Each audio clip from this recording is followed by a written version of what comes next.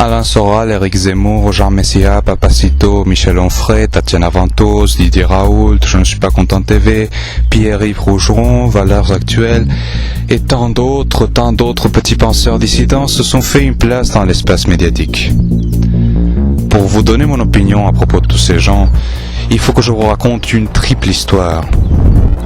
Tout d'abord, l'histoire du centre, le troisième camp politique, après la gauche et la droite, qui est au pouvoir depuis des dizaines d'années. Ensuite, deuxièmement, l'histoire du retour de la droite en 2016 et des véritables enjeux qui se cachent derrière ce nouveau mouvement. Et enfin, troisièmement, l'histoire des dissidents et son véritable rôle dans le système. Attention, ce que je vais vous raconter aujourd'hui n'est pas la version officielle des choses. Ce n'est pas non plus une étude scientifique de la réalité. Ce que je vous propose, c'est un schéma de pensée hypothétique. On va parler d'hypothèse. Je vais présenter cela en ton affirmatif pour faciliter le langage. La différence entre une idéologie et un schéma de pensée, c'est que l'idéologie va toujours essayer de s'imposer. L'idéologie va dire « la réalité, c'est ça, point ». Alors que le schéma de pensée est plutôt une boîte à outils pour comprendre la réalité. Ce que je vous propose aujourd'hui, c'est une boîte à outils, c'est un schéma de pensée. Donc si vous constatez que ce schéma de pensée, que ces outils sont rouillés, qui ne fonctionnent plus, alors n'hésitez pas à les remplacer. Ceci n'est pas une idéologie, pas du tout. Bref, nous pouvons commencer par la première partie. Nous allons parler du centre. La gauche, ma chérie, il faut qu'on parle. On va employer pour ça la méthode Bégodeau. On va parler de ta bêtise. Tu répètes à longueur de journée, depuis des années, que la droite néolibérale est au pouvoir. Que l'actuel président de la République est de droite, que la droite est le mal du pays et que l'extrême droite et le populisme sont les plus grandes menaces de la nation.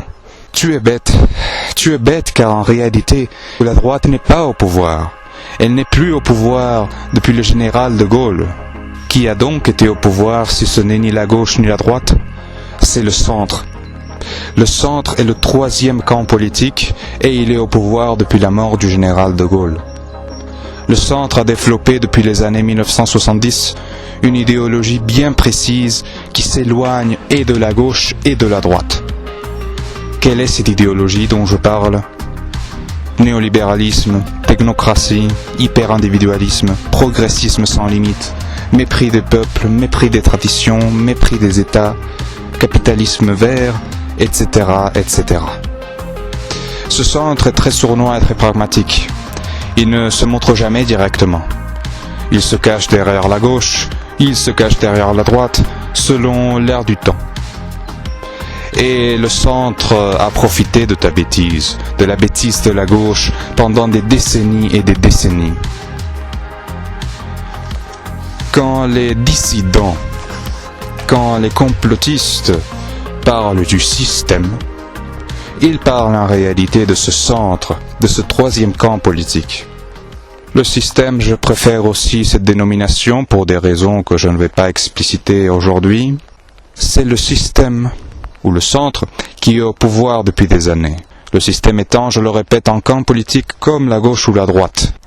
Maintenant, quand je vais parler du retour de la droite, tu ne vas pas rouler des yeux, tu ne vas pas t'énerver en disant que c'est la droite qui est au pouvoir, donc il ne peut pas y avoir de retour de la droite. Non, la droite est loin d'être au pouvoir, très très loin d'être au pouvoir, comme la gauche d'ailleurs. La droite est morte avec le général de Gaulle.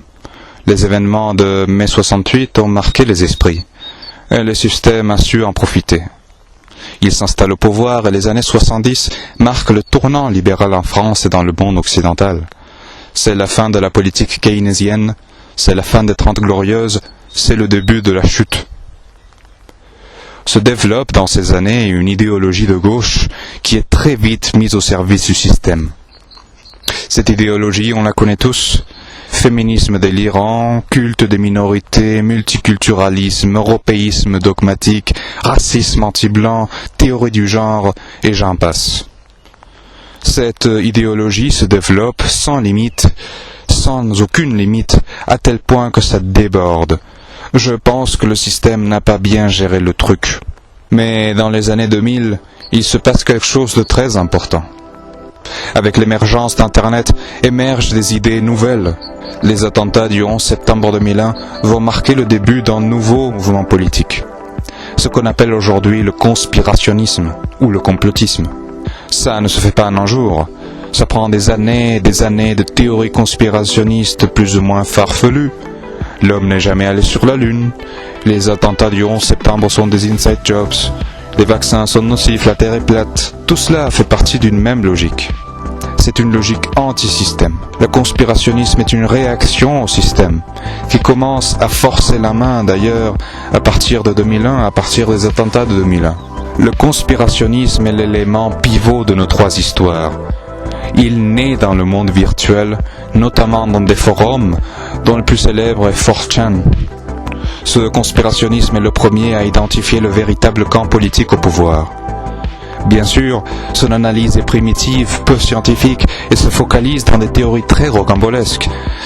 Mais il est à la base de tout le mouvement anti-système que l'on voit aujourd'hui. Il est à l'origine du retour de la droite. La droite, comme je vous l'ai dit, était morte depuis 1970. Le système instrumentalisait la gauche et ringardisait la droite. Cette méthode a très bien marché jusqu'à la moitié des années 2010. Le conspirationnisme, intelligent comme il l'était, a su identifier de mieux en mieux l'idéologie de gauche qui était instrumentalisée par le système. En parallèle, la gauche devenait de plus en plus bête. Elle avait le monopole médiatique et pratiquement le monopole de l'opinion, mais jamais le véritable pouvoir, donc jamais de véritable responsabilité. Et elle était devenue trop confortable. Le conspirationnisme s'était habitué à l'argumentation, au débat, à la confrontation des idées. La gauche, en revanche, avait oublié tout cela, et son idéologie devenait stupide, non argumentée, non scientifique, et franchement, à certains endroits, ridicule. Cette conjoncture a permis l'émergence d'un mouvement réactionnaire. Ce mouvement s'attaquait à l'instrument du système, c'est-à-dire la gauche idéologique. Ce mouvement était la droite, mais une nouvelle droite, une droite appuyée sur le conspirationnisme qui s'était forgé dans les forums d'Internet. Regardez les dirigeants soi-disant de droite, Trump, Bolsonaro, Boris Johnson. Observez comment ces dirigeants sont proches du conspirationnisme. Observez ces réactions face au coronavirus. Ce sont des réactions essentiellement conspirationnistes que l'on pourrait trouver dans des forums d'Internet des années 2000. Il est fascinant de penser que ce même mouvement qui a été développé par des personnes isolées, par des geeks qui n'avaient rien d'autre à faire de sa vie que de construire des théories du complot farfelues sur Internet, il est fascinant de penser que ce mouvement de geeks a été au pouvoir aux États-Unis. La nouvelle droite est la fusion entre la droite traditionnelle et le logiciel conspirationniste. Et c'est la droite que l'on appelle aujourd'hui populiste. C'est ce que l'on appelle aujourd'hui l'extrême droite. Cette nouvelle droite, l'alt-right en anglais, a concentré ses forces dans la déconstruction de l'idéologie de gauche, donc de l'instrument du système. Le retour de la droite a été une vague réactionnaire qui a frappé le système de plein fouet. En 2015, en 2016, Internet était rempli d'idées réactionnaires, promues par des personnalités mainstream comme Milo Yiannopoulos, Ben Shapiro, Jordan Peterson, Stefan Molyneux et tant d'autres. La nouvelle droite a mis Donald Trump au pouvoir. Trump est l'incarnation même de la nouvelle droite. L'élection de Trump et le Brexit sont les plus grandes victoires de la nouvelle droite. Le retour de la droite a été vécu comme un signe d'espoir par des millions de personnes. Ces personnes ont cru qu'elles allaient reprendre le contrôle de leur destin. Mais que nenni. Le système a pris un temps à s'adapter, mais aujourd'hui, il a réussi à prendre le contrôle de ce mouvement. La nouvelle droite est aujourd'hui un instrument du système, comme la gauche idéologique. La composante conspirationniste a été extirpée de la nouvelle droite. Or, elle a perdu ainsi une partie de son essence. Alors, quelle est la solution ? Devenir conspirationniste, prêcher que la Terre est plate, prêcher que les aliens nous envahissent, prêcher que les vaccins vont nous rendre autistes. Non. Il faut encore créer un mouvement citoyen. J'aurai l'occasion de détailler cela dans une prochaine vidéo. Mais, entre-temps, il est enfin temps de vous donner mon opinion à propos de ces dissidents. Alain Soral, Éric Zemmour, Jean Messia, Papacito, Michel Onfray, Tatiana Ventose, Didier Raoult, Je suis pas content, Pierre-Yves Rougeron, Valeurs Actuelles, et tant d'autres petits penseurs dissidents se sont fait une place dans l'espace médiatique. J'ai 3 problèmes avec ces petits penseurs. D'abord, ces gens ne font que surfer sur une vague générée par des grands penseurs qui seront sans doute oubliés par l'histoire. Le Dissident Gang surfe sur la vague de la nouvelle droite, un mouvement qui, comme nous l'avons vu, est devenu l'instrument du centre ou du système. Ces dissidents ne pensent pas par eux-mêmes, ils ne comprennent pas d'où viennent leurs idées, ils ne comprennent pas qu'ils sont instrumentalisés. Ils partagent en ce sens la bêtise de la gauche idéologique. Ensuite, mon deuxième problème est que ces gens profitent de sa position. Argent, célébrité, contact, ils obtiennent tout cela des problèmes qu'ils dénoncent. Ils existent parce que les problèmes existent. Ils ne sont pas des solutions, ils sont des instruments. Cela nous amène au troisième et dernier problème, mais en réalité le plus important, c'est que ces petits penseurs ne font rien. Ils ne changent rien. Ils ont l'argent, les contacts, l'intelligence, et ils ne font rien. Vous pouvez penser que je suis sévère, mais en réalité, je pense que je reste encore trop gentil avec ce jugement. Vous n'imaginez pas les choses que ces gens pourraient être en train de faire. Vous n'imaginez pas les changements qui pourraient survenir en quelques années si ces gens voulaient vraiment changer quelque chose. Si vous voulez, moi, j'ai la malédiction ou la bénédiction, je ne sais pas, de visualiser, de voir ce qui pourrait être fait. Et ça me rend fou. Ça me rend fou. On récapitule, ces gens ne pensent pas par eux-mêmes, ils profitent de sa position et ils ne changent rien. Et ne changeront jamais rien d'ailleurs. J'espère me tromper. Vraiment, je l'espère, j'espère me tromper, que ces gens se bougent le cul, que ces gens se mettent à créer des associations, des mouvements, qu'ils changent ce pays. Mais, entre-temps, je ne compterai pas sur eux pour changer quoi que ce soit.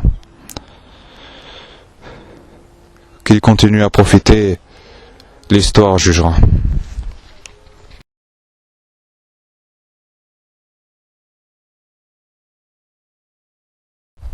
Alors, avant de finir, j'aimerais préciser quelque chose.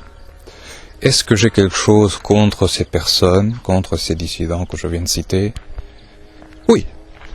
Oui, ça m'énerve qu'ils ne fassent pas tout ce qu'ils pourraient faire. Donc oui, j'ai quelque chose contre eux.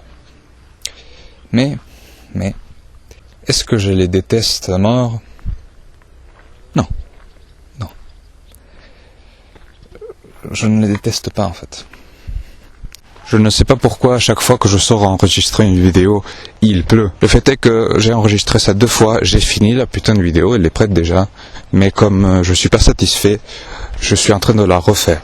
J'avais pas du tout envie de la refaire, mais alors pas du tout envie. Mais je préfère faire un bon truc, quoi.